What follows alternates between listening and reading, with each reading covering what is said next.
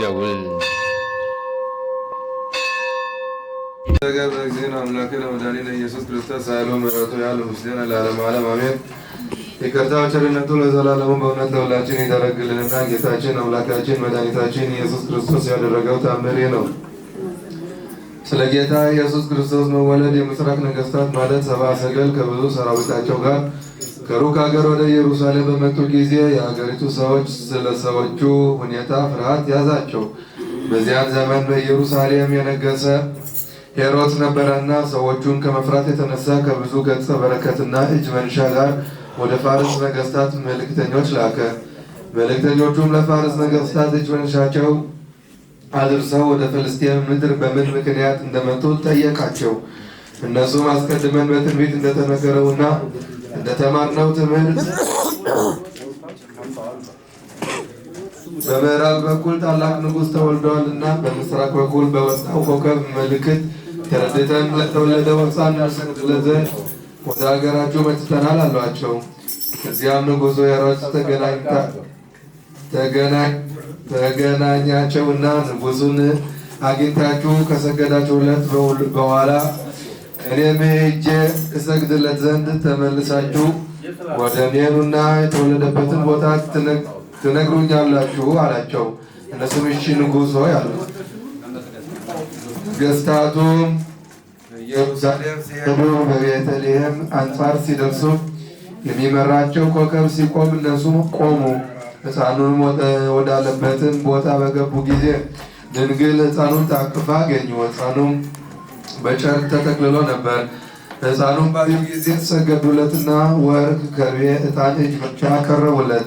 ንግሥቲቱ በወርቅ ልብስ ተጎናጽፋ በቀኝ ተቀምጥ ትቆማለች ሲል የተናገረው የነቢዩ ዳዊት ቃል ይፈጸም ዘንድ ግድ ነውና፣ ዳግመኛም ከርቤ፣ ሚያ፣ ሰሊክ የተባለው ሽቶች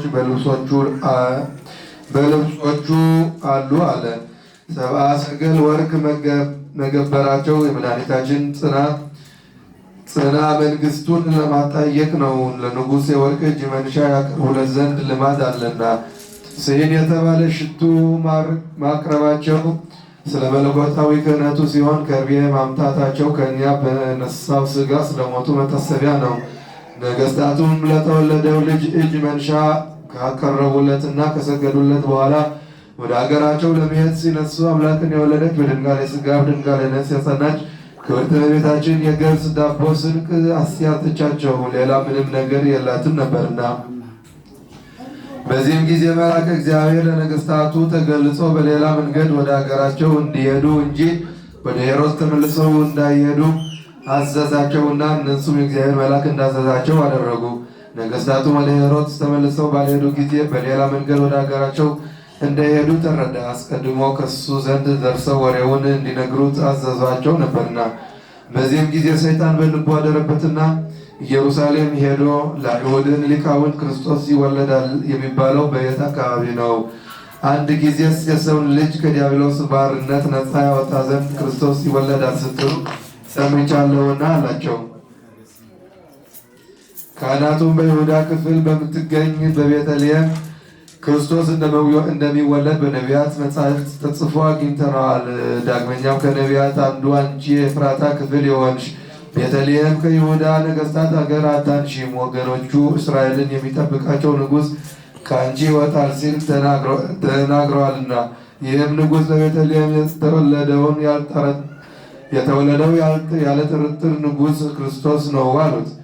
ይቅርታ ቸርነቱ ለዘላለሙ እውነት ሁላችን ይደረግልን።